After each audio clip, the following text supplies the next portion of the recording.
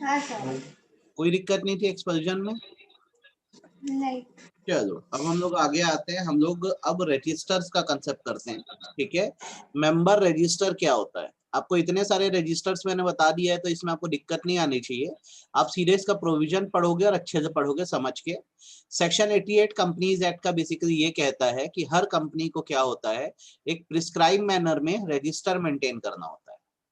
ये रजिस्टर वो register of members मतलब मेंबर्स के लिए मेंटेन करती है, जिसमें इक्विटी शेयर होल्डर के लिए अलग मेंटेन करती है, प्रेफरेंस शेयर होल्डर के लिए अलग मेंटेन करती है। रजिस्टर ऑफ डिवेंचर होल्डर भी मेंटेन करना होता है अगर कंपनी में डिवेंचर होल्डर है, और उसके अलावा कोई और सिक्योरिटी होल्डर है, अदर सिक्योरिटी होल्डर मतलब जैसे कोई बॉन्ड होल्डर है, तो उनके लिए भी अलग रजिस्टर बना के रखना पड़ता है। पहले बताओ ये बात समझ आई कि नहीं आई? हाँ सर, आगे। ठीक, हर कंपनी में रजिस्टर बना के रखना जरूरी है, ये नियम है, पहली बात समझ लो। शेयर होल्डर है तो उनके लिए रजिस्टर ऑफ मेंबर बनेगा, जिसमें भी इक्विटी के लिए अलग बनेगा, प्रेफरेंस के लिए अलग बनेगा। डिवेंचर होल्डर का रजिस्टर अलग बनेगा, और अदर सिक्योरिटी होल्डर जैसे बॉन्ड होल्डर हो गए उनके लिए अलग बनेगा। जब भी रजिस्टर बनेगा याद रखना, रजिस्टर में इंडेक्स लगाना बहुत जरूरी होता है। इंडेक्स मतलब होता है कंटेंट पेज, मतलब फर्स्ट पेज जिसमें लिस्ट बता दी जाती है कि कौन कौन मेंबर है। फिर जब रजिस्टर चालू होता है तो सबको एक एक फोलियो दिया जाता है, LF1 LF2 LF3 करके। ठीक है, तो इंडेक्स में 1 2 3 करके बता दिया जाता है कौन कौन मेंबर है। बताओ ये बात समझ आई कि नहीं आई? हाँ। फिर से रिपीट करूं क्या? नहीं सर। क्लियर है? तो ये दूसरा हाँ। प्रोविजन हो गया। तीसरा प्रोविजन, जिन लोगों के डीमैट अकाउंट है उनकी भी बराबर रजिस्टर में एंट्री बनी होगी। आप बता दो, कोई दिक्कत? नहीं। चौथा पॉइंट, ये प्रोविजन छोटे छोटे लेकिन आपको ध्यान रखना है, अगर कंपनी के आर्टिकल में ऑथराइजेशन है तो कंपनी इंडिया के बाहर भी जो है रजिस्टर मेंटेन कर सकती है अपने फॉरेन के शेयर होल्डर्स के लिए, और उसे हम कहेंगे फॉरेन रजिस्टर, जिसमें उन शेयर होल्डर्स का नाम या डिवेंचर होल्डर का नाम होगा जो इंडिया के बाहर रिसाइड करते हैं। आप बताओ इसमें कोई दिक्कत? No sir. क्लियर है? टफ लगा क्या? नहीं। अगर मान लो कंपनी रजिस्टर ऑफ मेंबर या register of debenture holder maintain नहीं करती है तो कंपनी पर और उसके हर ऑफिसर पर जो पेनल्टी है वो लग सकती है 50,000 रुपए से लेकर 3 लाख तक की। और फिर भी इतनी पेनल्टी के बाद भी नहीं माने तो जब तक ऐसा डिफॉल्ट करेंगे, जब तक रजिस्टर मेंटेन नहीं करेंगे, 1,000 रुपए पर डे की पेनल्टी लगती जाएगी। आप बता दो कितना क्लियर है? ठीक है। अच्छे समझ आया कि गया सिर के ऊपर से? आ गया समझ। आ गया। अब इसमें क्या है, कुछ छोटे छोटे पॉइंट है जिसको मैंने इसलिए बोल्ड लेटर्स में डाल दिया था जिससे आपको वैल्यू बेस्ड क्वेश्चन आ सकते हैं। तो हम एक एक पॉइंट पे डिस्कशन करते हैं, अच्छे से करते हैं। रजिस्टर में एंट्री कब बने? तो आप याद रखना, कभी भी रजिस्टर में एंट्री ना, जब भी शेयर अलॉट होता है उसके विद इन 7 डेज बनानी होती है। कितने दिन में बनानी होती है? 7 days। तो जैसे आज क्या है, 14 अक्टूबर है ना, तो अगर आज शेयर अलॉट हो रहे हैं तो 21 अक्टूबर तक जो है वो रजिस्टर में एंट्री हो जानी चाहिए। आप बताइए कोई दिक्कत? ठीक है। स्टार बना रहा हूं, पॉइंट इंपॉर्टेंट है, फोकस करके पढ़ना है। पॉइंट नंबर 2 अगेन बहुत इंपॉर्टेंट है, रजिस्टर को हमेशा याद रखना कंपनी के रजिस्टर्ड ऑफिस में मेंटेन रखा जाएगा। ठीक है, और यदि किसी और प्लेस पे मेंटेन रखना है आपको तो सबसे पहली बात तो आपको शेयर होल्डर से स्पेशल रिजोल्यूशन पास करवाना होगा। इसमें कोई दिक्कत? नहीं।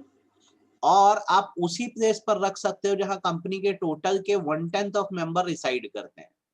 फॉर एग्जाम्पल अभी मेरी कंपनी रजिस्टर्ड है रायपुर में, तो मेरा जो रजिस्टर ऑफ मेंबर है वो भी रायपुर में रखा है।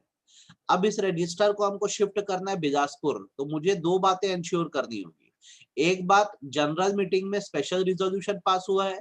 दूसरा, बिलासपुर में हमारे टोटल मेंबर के कितने मेंबर रहते हो। 1/10।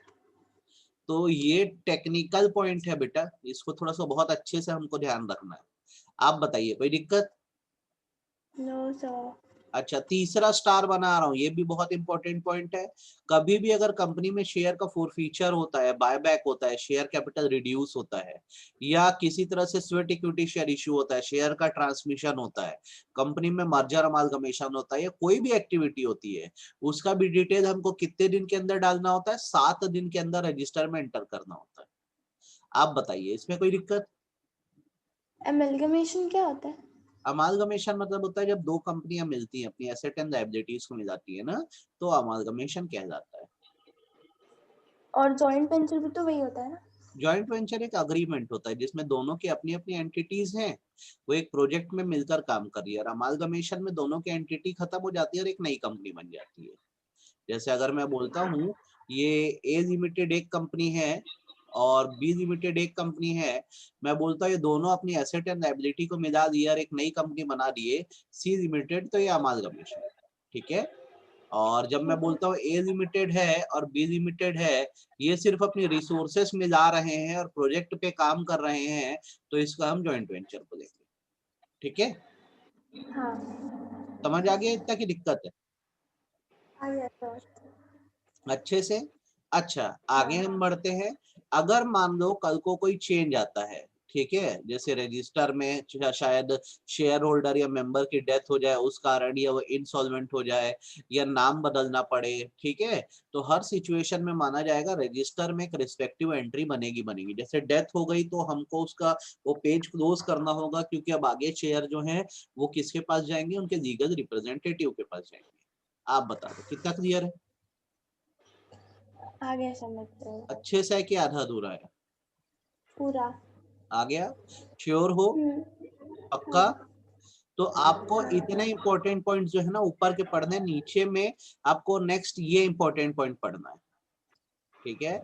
एक ऐसी कंपनी जिसके शेयर स्टॉक एक्सचेंज में लिस्टेड है, ठीक है, अगर इस कंपनी ने अपने शेयर गिरवी विरवी रखे हुए हैं तो उसका भी डिटेल रजिस्टर में डालना होगा कि किन शेयर होल्डर्स के शेयर जो है वो गिरवी रखे हुए हैं लोन लेने के एवज में।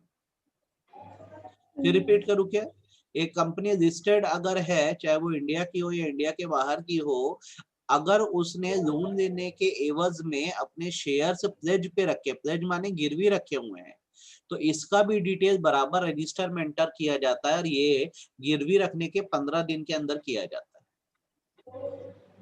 तो आपको ठीक है। इसको याद ऐसे रखना है कि नॉर्मल एंट्रीज कितने दिन में हो जाती है, 7 दिन में हो जाती है। बात याद रहेगी? हम्म।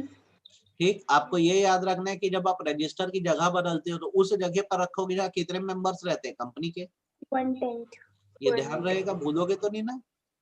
नहीं। टफ तो नहीं लग रहा है बहुत? नहीं सर। समझ आ गया? हाँ। अब छोटे छोटे प्रोविजन, ये प्लेस वाला तो सीख गए हो, फिर बताना पड़ेगा कि समझ गए हो? कौन सा कहाँ प्लेस रखा वाला? जाता है, कहाँ रखा जाता हाँ। है रजिस्टर, समझ गए हो ना? हाँ। कोई डाउट तो नहीं है इसमें? नहीं। नहीं। नेक्स्ट, रजिस्टर को इंस्पेक्ट कौन कर सकता है कंपनी में? ठीक, तो नॉर्मली इसको लेकर सेक्शन 94 सबसेक्शन 2 ये कहता है कि बेसिकली जब रजिस्टर के इंस्पेक्शन की बात आती है तो कंपनी का कोई भी मेंबर, मेंबर माने शेयर होल्डर, डिवेंचर होल्डर, कोई भी सिक्योरिटी होल्डर या बेनिफिशियल ओनर, क्या लिखा है वर्ड देखो, बेनिफिशियल। बेनिफिशियरी। बेनिफिशियल ओनर का मतलब आपको अभी से पता होना चाहिए। बेनिफिशियल ओनर वो है जो कंपनी में 10% और मोर शेयर होल्ड करा है। कितना शेयर होल्ड किया है? 10% और उसे मोर। बेनिफिट, जैसे मैं मेरी कंपनी में मेरे 10% से ज्यादा शेयर है तो मैं बेनिफिशियल ओनर कहलाऊंगा। कितना क्लियर है मेरी बात? हाँ सर। समझ आई? तो देखो, अगर आपको लग रहा है कि आपको रजिस्टर्स को इंस्पेक्ट करना है या चेक करना है, तो याद रखना कंपनी का कोई भी मेंबर या डिवेंचर होल्डर या अदर सिक्योरिटी होल्डर का मतलब बेसिकली क्या होता है, जैसे बॉन्ड किसी ने खरीदा है या डिपॉजिट में पैसा डाला है, वो लोग होते हैं, ठीक है। या बेनिफिशियल ओनर बिजनेस आवर्स के दौरान, ठीक है, बिजनेस आवर जो होता है वो कितना होता है, 9 और 6, याद रखना 9 AM एंड 6 PM, ध्यान रहेगा। लिख दूं क्या? नहीं याद रहेगा। 9 AM एंड 6 PM, ठीक है। Free of cost without payment of fees register को चेक कर सकता है, ठीक है। और बेसिकली अगर बिजनेस आवर के बाद कभी जाता है तो 50 रुपए पर इंस्पेक्शन का उससे दिया जा सकता है। कितना क्लियर है? बिजनेस आवर में फ्री ऑफ कॉस्ट है, अलग से देखना है तो फिर कितना रुपए लगेगा? हर 50 इंस्पेक्शन को रुपए 50 चार। रुपए। फर्दर अगर वो रजिस्टर की कॉपी घर ले जाना चाहता है, ठीक है, रजिस्टर की कॉपी घर ले जाना चाहता है तो आर्टिकल में रूल डाला जा सकता है कि 10 रुपए पर पेज तक दिया जा सकता है। कितना दिया जा सकता है? 10 रुपए। पर पेज तक दिया जा सकता है। आप बता दीजिए, कोई दिक्कत? सर, हाँ बेटा। आप अपनी कंपनी में शेयर होल्डर मेंबर भी हो और सीएस भी हो? नहीं, मैं मेंबर नहीं हो सकता बेटा। आप तो बोले आपकी कंपनी में अरे 10% एग्जाम्पल दिए, एग्जाम्पल दिया, ठीक है, क्लियर है? हाँ। अच्छा, क्या रजिस्टर को एविडेंस के रूप में माना जा सकता है? क्या हाँ। रजिस्टर एविडेंस हो सकता है? सपोज करो एक कंपनी है, जैसे इसमें ना डायरेक्ट अपन केस पढ़ते हैं तो केस से बात अच्छे समझ आएगी। यहाँ पर क्या था, MFRD क्रूज का केस है। AIR मतलब ऑल इंडिया रिपोर्ट होता है, 1939 का केस है, मद्रास का है, और पेज नंबर 803 में ऑल इंडिया रिपोर्ट के केस दिया हुआ है। फिर बोल दूं क्या, क्या बोला मैं? हाँ, फिर से। AIR बुक का नाम है, ऑल इंडिया रिपोर्ट, ठीक है। 1939 का केस है, मद्रास हाई कोर्ट में चला है, मद्रास लिखा है मतलब मद्रास हाई कोर्ट में, पेज नंबर 803 में केस दिया हुआ है ऑल इंडिया रिपोर्ट की। कितना क्लियर है अभी तक? अब इसमें क्या हुआ था, जो प्लेंटिफ है मतलब जिसने कंप्लेंट डाली है, उसने कंपनी के 4000 शेयर्स के लिए अप्लाई किया, पर उसको कोई अलॉटमेंट नहीं हुआ, ठीक। बाद में क्या हुआ, 4000 शेयर उसके नाम कर दिए गए बिना उसकी रिक्वेस्ट के, और उसका नाम भी क्या किया गया, रजिस्टर में एंटर कर दिया गया, ठीक। कंप्लेंट करने वाले को ये बात पता थी कि उसका नाम रजिस्टर में आ गया है, पर उसने कटवाया नहीं, ना ही कोई रेक्टिफिकेशन कराया। अब कल को कंपनी लिक्विडेशन में जा रही है और उसको लायबल माना जा रहा है, कि उसको ही बोला जा रहा है आपको भी डेप्थ पे करनी पड़ेगी। डेप्थ मतलब कंपनी के कर्जे बहुत है तो आपको भी अपनी तरफ से कंट्रीब्यूट करना पड़ेगा। तो आप बताओ, इसको कंट्रीब्यूट करना है कि नहीं करना है? करना है ना। आपको कहानी समझ आ गई कि नहीं आ गई? हाँ। भाई मैंने कंपनी में जब शेयर के लिए अप्लाई किया था तब मेरे को शेयर अलॉट हुए नहीं थे, ठीक। बाद में मेरे रिक्वेस्ट के बिना, मैं बोला था हटा जान दे, लेकिन मेरे रिक्वेस्ट के बिना मेरे नाम शेयर भी आ गए, मेरा नाम रजिस्टर में लिख भी दिया गया। मुझे बात पता चली कि मेरा नाम रजिस्टर में लिखा गया, लेकिन मैंने कोई स्टेप नहीं उठाया नाम को हटवाने के लिए, तो मेरे से कल को 4000 रुपए के हिसाब से पैसा मांगेंगे कि नहीं मांगेंगे? मांगेंगे। है ना। तो कोर्ट ने ये बोला कि जब आपको ये पता है, when a person knows that his name is included in register of shareholder and he stands by and allow his name to remain, he is holding out to public that he is a shareholder and thereby he loses his right to have his name removed। कितना clear है? फिर से repeat करूं क्या, court ने क्या बोला? Yes sir, sir. Hold out का जब मतलब एक तो वो पर्सन होता को है। जब एक पर्सन को ये बात पता है कि रजिस्टर ऑफ शेयर होल्डर में उसका नाम लिखा है और वो इस चीज को अलाउ कर रहा है, तो पब्लिक तो ये मान के चलेगी कि ये बंदा शेयर होल्डर है, और फिर वो ये अधिकार खो जाता है कि वो बाद में अगर बोले कि मेरा नाम हटाओ तो उसका नाम हटाया नहीं जाएगा। और अगर 4000 शेयर उसके नाम ट्रांसफर हो गए हैं, दे दिए गए हैं, तो उसका पैसा उसको देना होगा। शुरू में ही ऑब्जेक्शन उठा देता तो कोई दिक्कत नहीं थी, लेकिन बाद में उसकी बात नहीं सुनी जाएगी। क्लियर है? हाँ। अब ये एविडेंस वाला जो है ना प्रोविजन, यही है केस से। और ये जो है आपके लिए मैं VIM पे लिख रहा हूँ, मेरा एक इंट्यूजन है कि आपके एग्जाम में ज्यादा पूछेगा क्वेश्चन, ये पूछेगा, ध्यान रखना। समझ गए? कोई हाँ दिक्कत सर। इसको लेकर? नहीं। श्योर हो? हाँ सर। आगे बढ़ूं? ये फॉरेन रजिस्टर को स्टार स्टार बनाओ, इस पर भी फोकस नहीं करना अपने को, नो फोकस, क्योंकि इसको लेकर पूरा एक चैप्टर है बाद में रजिस्टर, उसमें पढ़ते रहेंगे अपन, ठीक है। हम आते हैं कुछ टॉपिक्स पे, हम आते हैं क्लोजिंग ऑफ रजिस्टर पे, ठीक है। और दूसरा सिग्निफिकेंट बेनिफिशियल ओनर पे आते हैं, ठीक। दो टॉपिक्स को करते हैं, ध्यान से सुनते हैं, समझते हैं। क्लोजिंग के कंसेप्ट को ना बेटा हम बुक क्लोजर भी कहते हैं, ठीक है। आपको मैं कंसेप्ट सिखा दे रहा हूं ताकि आपके मन में कोई डाउट ना रहे, ठीक है। अब बहुत ध्यान से सुनना, कंसेप्ट को अच्छे समझना, बुक क्लोजर का क्या होता है कंसेप्ट। एक बात बताओ, लिस्टेड कंपनी क्या होती है? जो सेबी में करवाती है, स्टॉक एक्सचेंज में जो रजिस्टर्ड है।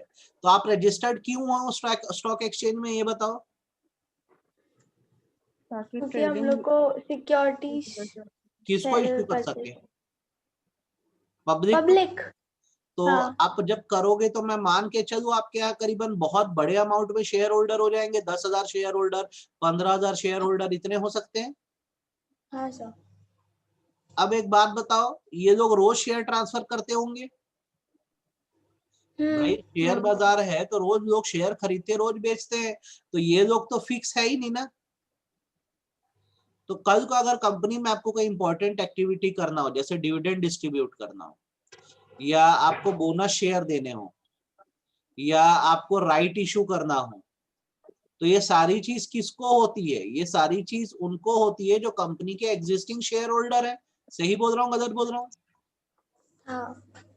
तो आप पहचानोगे कैसे कि एग्जिस्टिंग शेयर होल्डर कौन है? क्योंकि ये तो भाई जो है रोज बदल रहे हैं। आज मैं कंपनी का शेयर होल्डर हूँ, 2 घंटे में शेयर बेच दिया तो कोई और हो जाएगा, तो कैसे करें? समझ आ रही है मेरी बात? मैं क्या बोलना चाह रहा हूँ आपको? लिस्टेड हाँ कंपनी सर। में शेयर होल्डर बहुत तेजी से बदलते हैं। आज एक शेयर होल्डर है तो कोई दूसरा शेयर होल्डर होगा, तो हम कैसे डिटरमाइन करें कि हमारे सच में शेयर होल्डर कौन है, किसको डिविडेंड दें, किसको बोनस शेयर बांटे, किसके लिए राइट इशू करें? पहले बताओ, इतनी बात समझ आई कि नहीं आई? आ गई। तो क्या किया जाता है, जब ये एक्टिविटी करनी होती है ना, जैसे डिविडेंड बांटना होता है, बोनस शेयर इशू करना होता है, या राइट इशू करना होता है, तो 7 डेज का प्रायर नोटिस देके, प्रायर नोटिस मतलब पहले से नोटिस देके बुक को क्लोज कर दिया जाता है। बुक को क्लोज करने का मतलब होता है नो परचेज और सेल शैल बी मेड। मतलब ना शेयर खरीदे जाएंगे ना बेचे जाएंगे। अब इस स्लैब में, इस पीरियड में जो लोग हैं, फिक्स कर दिया जाएगा कि वही अभी शेयर होल्डर है, उन्हीं को डिविडेंड मिलेगा या बोनस शेयर मिलेगा या राइट इशू होगा। समझ आ रही है मेरी बात? 7 दिन का नोटिस दे देते हैं, बोल देते हैं कि ये जो बुक क्लोजर का पीरियड है इसमें ना शेयर खरीदे जाएंगे ना बेचे जाएंगे। तो इस टाइम जो शेयर होल्डर होंगे वही हमारे क्या माने जाएंगे? एग्जिस्टिंग शेयर होल्डर माने जाएंगे। कितना क्लियर है? फिर से रिपीट करूं क्या? नहीं। बाकी लोग को समझ नो आया सर। कि नहीं आया? आ गया सर। तो ये एक ऐसा पीरियड है जिसमें ट्रेडिंग रोक दी जाती है, ना बाइंग होगी ना सेलिंग होगी। तो वहां जो फंस गया वही तुम्हारा शेयर होल्डर है, उसी को डिविडेंड दिया जाएगा, या बोनस शेयर इश्यू किए जाएंगे, या राइट इश्यू किया जाएगा। तो ये जो बुक क्लोजर का पीरियड है, ये साल में मैक्सिमम जो है 45 डेज का हो सकता है, मैक्सिमम 45 दिन का हो सकता है। और एट अ टाइम, एक बार में, एट अ टाइम एक बार में 30 डेज का हो सकता है। साल में मैक्सिमम कितने दिन के लिए बुक क्लोज हो सकती है? 45 डेज के लिए मैक्सिमम है, ठीक है। और एक बार में एट ए टाइम करना चाहो तो कितने दिन के लिए? 30 दिन के लिए ट्रेडिंग रोक सकते हो। आप बताओ कितना समझ आया? आ गया। अच्छे से क्या आधा अधूरा? अच्छे से। डाउट आया क्या? ईमानदारी से बोलो, कुछ पूछना है? तो ये प्रोविजन बेटा बस ध्यान रखो, लिस्टेड कंपनियों के लिए, नॉर्मल कंपनियों के लिए नहीं है। जो शेयर बाजार में रजिस्टर्ड है, वहां शेयर होल्डर रोज बदल रहे हैं ना, तो फिक्स करना जरूरी है कि शेयर होल्डर हमारे कौन है। इसलिए हम क्या कर देते हैं? बुक क्लोज कर देते हैं, ठीक है। ट्रेडिंग होगी नहीं तो उस टाइम जो हमारे फंस गए वही हमारे जो है एग्जिस्टिंग शेयर होल्डर होते हैं। इस चीज का नोटिस कितने दिन पहले दे देते हैं हम? 7 दिन पहले। 7 दिन। जिस दिन से बुक क्लोजर स्टार्ट होता है, day on which book closure start, जिस दिन से आप ट्रेडिंग रोकते हो, आपका बुक क्लोजर स्टार्ट होता है, उस डे को रिकॉर्ड डेट कहते हैं। तो जैसे मैं बोल रहा हूँ, मेरी कंपनी का बुक क्लोजर जो है 21 अक्टूबर से लेकर 20 नवंबर तक रहेगा, ठीक है। तो यहाँ पर रिकॉर्ड डेट क्या है? बोलो। 21 अक्टूबर। 21 अक्टूबर में रिकॉर्ड 21 डेट। अक्टूबर। समझ गए? कोई दिक्कत इसको लेकर? No sir. क्लियर है? तो अब आप इसको, जो मैंने बोला है ना, आपको एक एक लाइन यहाँ पे मिल जाएगी। जो मैंने बोला डिट्टो एक एक शब्द आपको मिलेंगे और डाउट नहीं जाएगा, ठीक है। ये आपको ध्यान रखना है। बस पेनल्टी का प्रोविजन आपको ध्यान रखना है कि अगर आपने बिना नोटिस दिए मेंबर्स को अपनी अगर बुक क्लोज कर दी, तो इस सिचुएशन में माना जाएगा कंपनी और उसके हर ऑफिसर को 5,000 रुपए पर डे का जुर्माना लगेगा, जब तक उन्होंने नोटिस नहीं दिया है। जैसे आप सब मेरे शेयर होल्डर हो, आप लोग को बिना नोटिस दिए मैंने बुक क्लोज कर दी, तो ये तो गलत काम किया ना मैं। शायद आप शेयर बेचने वाले होगे, क्या पता। तो जब तक ऐसा डिफॉल्ट कर रहा हूँ 5,000 रुपए पर डे का जुर्माना मेरे पे लगता जाएगा। कितना क्लियर है? ठीक है, समझ आया कि गया सिर के ऊपर से? आ गए समझ। आ गया। देन नेक्स्ट प्रोविजन जो आता है वो एसबीओ का आता है, सिग्निफिकेंट बेनिफिशियल ओनर। अभी पहले ये 25% होता था, अब गवर्नमेंट ने इसको 10% कर दिया, ध्यान रखना। एसबीओ का मतलब ये होता है कि जब एक पर्सन या तो अलोन अकेले या फिर किसी एक और पर्सन के साथ मिलकर या ट्रस्ट के साथ मिलकर या पर्सन रेसिडेंट आउटसाइड इंडिया के साथ मिलकर एक कंपनी में 10% से ज्यादा अगर शेयर होल्ड करता है, कितने से ज्यादा शेयर? 10%। फिर रिपीट कर दे रहा हूं, जब एक इंसान अकेले, ठीक है, अलोन या फिर टुगेदर विथ वन और मोर पर्सन या किसी ट्रस्ट के साथ मिलके या पर्सन रेसिडेंट आउटसाइड इंडिया के साथ मिलके कंपनी में 10% या उससे ज्यादा शेयर होल्ड करता है, तो इसको हम क्या कहते हैं? सिग्निफिकेंट बेनिफिशियल ओनर कहते हैं। आप बताओ पहले ये बात समझ आई कि नहीं आई?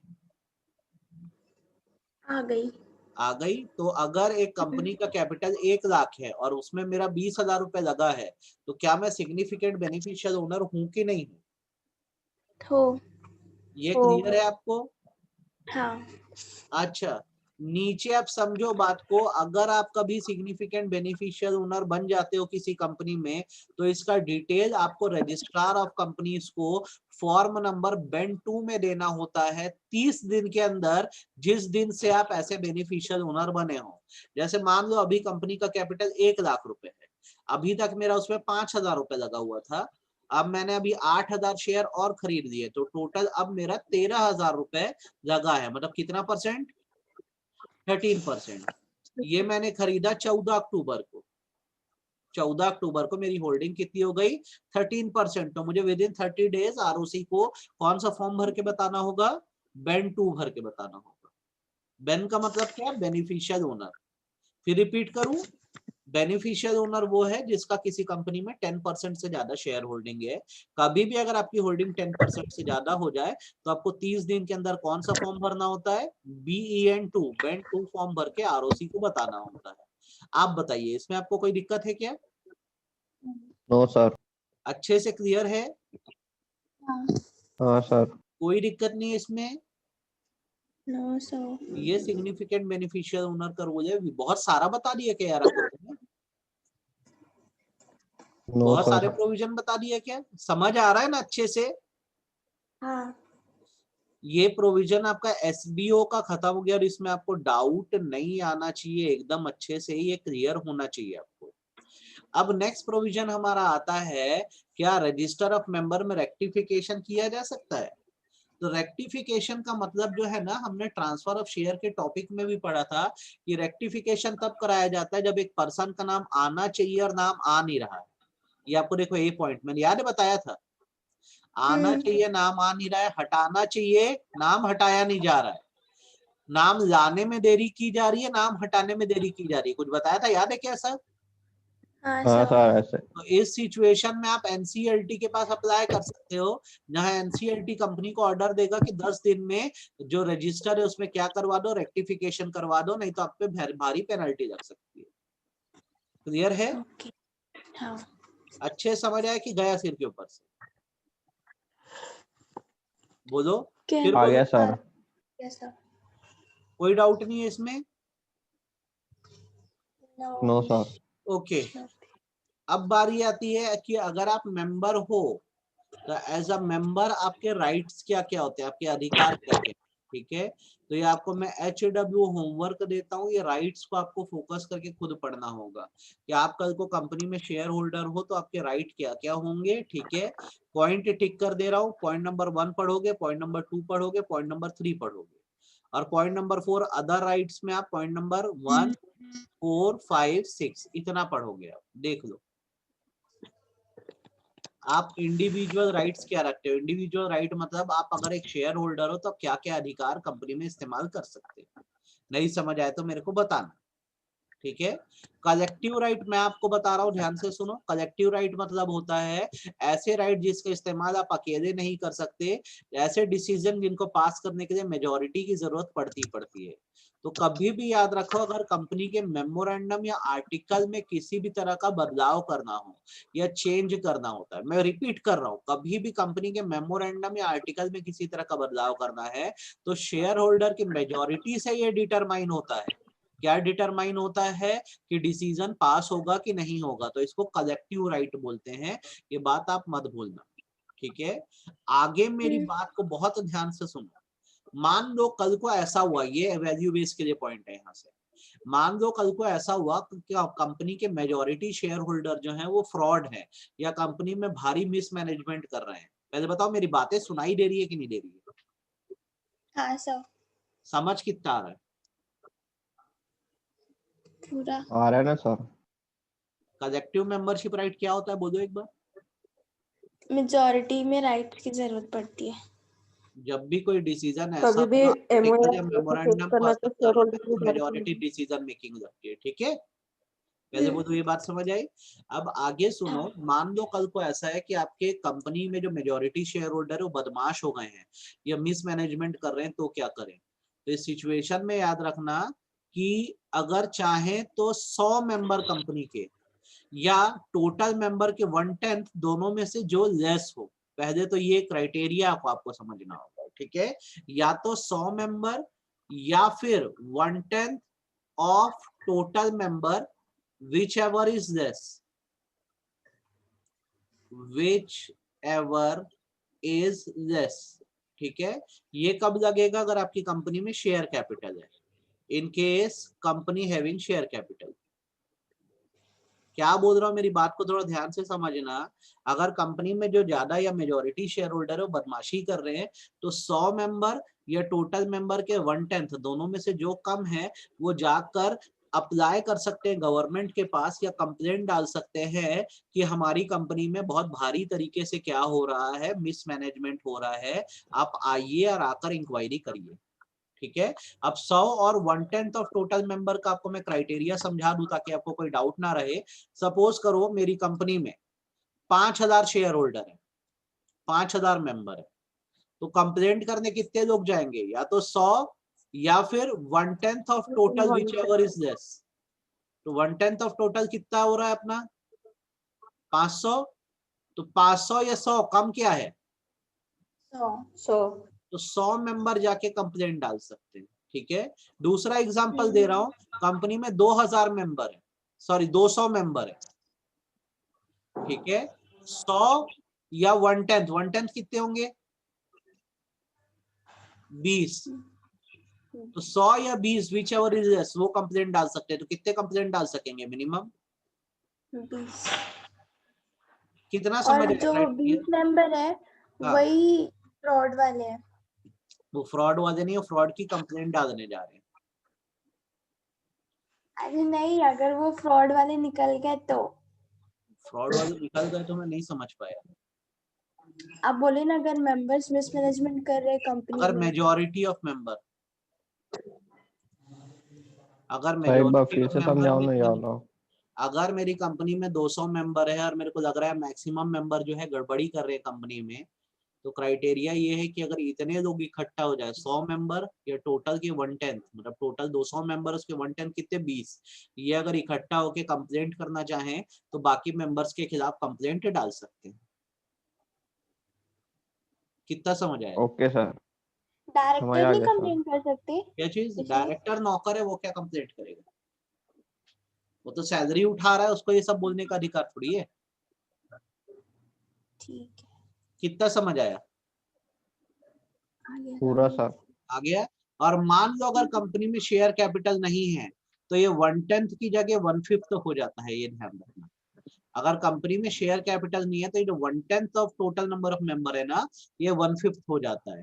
ये बोर्ड का मतलब बेटा यहाँ पे एनसीएलटी है, एनसीएलटी के पास अप्लाई कर सकते हैं कि हमारी कंपनी में मिसमैनेजमेंट हो रहा है, ठीक है। ये तो पूरा एक चैप्टर आगे पढ़ोगे तो इसके लिए एकदम घबराना मत, इसको फिर से पूरा डिटेल में आपको पढ़ना ही है। ऑपरेशन मिसमैनेजमेंट आपका एक पूरा चैप्टर है। कितना क्लियर है? ठीक है सर। अच्छे पूरा समझ आया सर। कि गया? आ गया आगे सर। सर। राइट शेयर बताना पड़ेगा कि जानते हो यार? जानते हैं। सर जानते हो प्रिएम्प्टिव राइट या राइट शेयर क्या होता है? कभी भी कंपनी शेयर इशू करेगी तो पहले आपको ऑफर किया जाएगा, आप मना करोगे तो फिर क्या होगा? पब्लिक को। हाँ सर, वो आप बताए थे क्लियर है? पिछले चैप्टर में। अब ये लास्ट प्रोविजन बता रहा हूं मैं, रुक रहा हूं, डिसेंटिंग का प्रोविजन। ठीक है, डिसेंट क्या होती है जानते हो? No sir. डिसेंट का मतलब होता है अगेंस्ट या ना बोलना। कंसेंट मतलब हाँ बोलना होता है, डिसेंट मतलब ना बोलना होता है। पहले बताओ ये बात समझ आई मैंने जो बोला? हाँ हाँ सर। सर। अब रूल क्या होता है किसी भी कंपनी में? Majority always wins. मेजॉरिटी जो फैसला लेगी वो हमेशा सही होता है, ऐसा रूल है। और आज भी हम भी कोई ग्रुप में होते हैं तो भाई जो मेजॉरिटी बोलती है वही बात तो मानी जाती है ना। सही बात है गलत बात है? तो मेजॉरिटी ऑलवेज विंस के चक्कर में जो लोग माइनॉरिटी में, उनका तो नुकसान हो सकता है ना। सही बात है गलत? अब जैसे एक एग्जांपल अगर मैं तुमको दूं, अगर मैं इसका एक एग्जांपल तुमको दूं, मैं बोलूं कि एक कंपनी में मान लो 1000 लोग हैं, अब एक डिसीजन हो रहा है तो उसमें मैं बोलता हूं 900 लोग जो हैं वो कंसेंट दे रहे हैं और 100 लोग बोल रहे हैं नहीं बहुत गलत फैसला, वो डिसेंट कर रहे हैं। तो रूल क्या बोलता है? Majority always wins. तो कंसेंट के हिसाब से तो डिसीजन पास हो गया।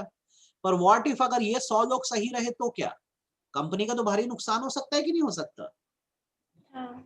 तो आपको एक बात याद रखनी होगी, जब भी किसी जगह पे डेमोक्रेसी होती है, मतलब आजादी होती है लोगों को बात रखने की, एक वो होती है फ्रीडम होती है, तो डिसेंट की भी एक जगह होती है कि अगर लोग हाँ बोल रहे हैं तो कुछ ना बोलने वाले लोग भी होंगे और इनको भी इंपॉर्टेंस देना होता है। पहले बताओ ये बात समझ आई कि नहीं है?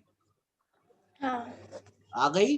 तो अब कंपनी लॉ ये कहता है कि अगर कंपनी में कोई रिजोल्यूशन पास हो रहा है, ठीक है, खासकर वो ऐसा रिजोल्यूशन है जिससे मेंबर्स के राइट्स में कोई बदलाव लाया जाना चाहता है या वेरिएशन लाना है, जैसे मेंबर के अधिकारों को बदलना है, एग्जांपल के तौर पे उनके वोटिंग के पैटर्न को बदलना है या उनके डिविडेंड को राइट को बदलना है, तो इसमें डिसेंट को जगह दी जाएगी। और ये माना जाएगा कि अगर डिसेंटिंग या ना बोलने वाले शेयर होल्डर जो है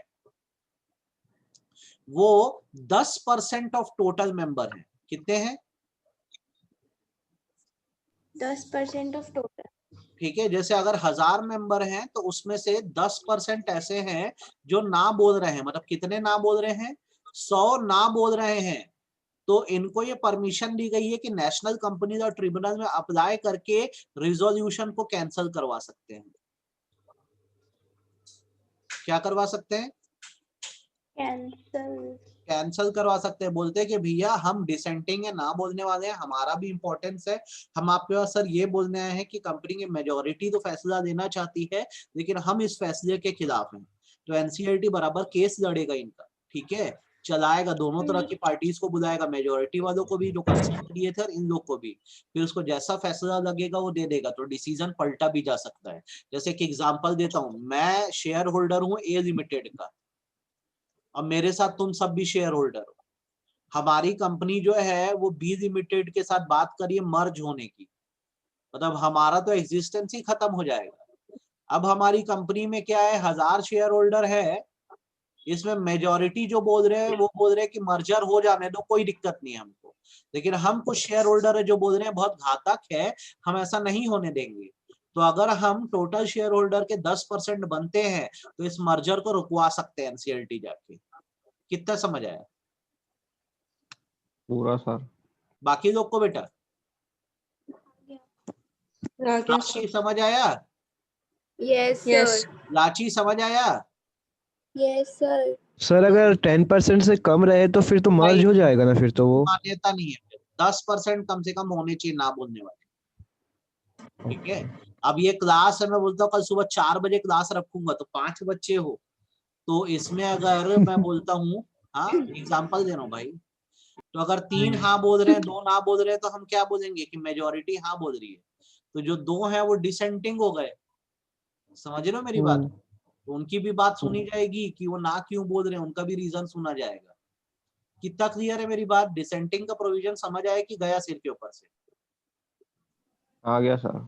अच्छे से। तो आज आपका काम ये है कि आप इतना एकदम अच्छे से कंप्लीट करोगे और पढ़ ही देना पूरा का पूरा कंटेंट, एक चीज मत छोड़ना। कर पाओगे? Yes sir. यस। श्योर हो? ये करो। अब इसमें आखिरी में मेरे को आपको बताना क्या बचा है, variation of share holder right और शेयर होल्डर डेमोक्रेसी, और ये खत्म हो जा रहा है आपका चैप्टर। तो कल हार्डली 10 मिनट लगेगा, ठीक है? इस चैप्टर को कंप्लीट करके कल हम लोग डिविडेंड चैप्टर चालू कर रहे हैं। क्या स्टार्ट कर रहे हैं? डिविडेंड। डिविडेंड कल से चालू कर रहे हैं। डिविडेंड। पढ़े हो क्या पहले डिविडेंड? No sir. नहीं पढ़े हो ना? नहीं पढ़े। ठीक है, तो ये कल खत्म हो जाएगा और कल डिविडेंड चैप्टर चालू हो जाएगा अपना। इसको एकदम अच्छे से सर आज का ये रिकॉर्डिंग भेज देना ना। हाँ भेज दूंगा, भेज दूंगा। ओके ठीक है, ये करो आप। Yes sir. Yes sir. चलो bye bye. Bye sir. Thank you sir. Thank you sir.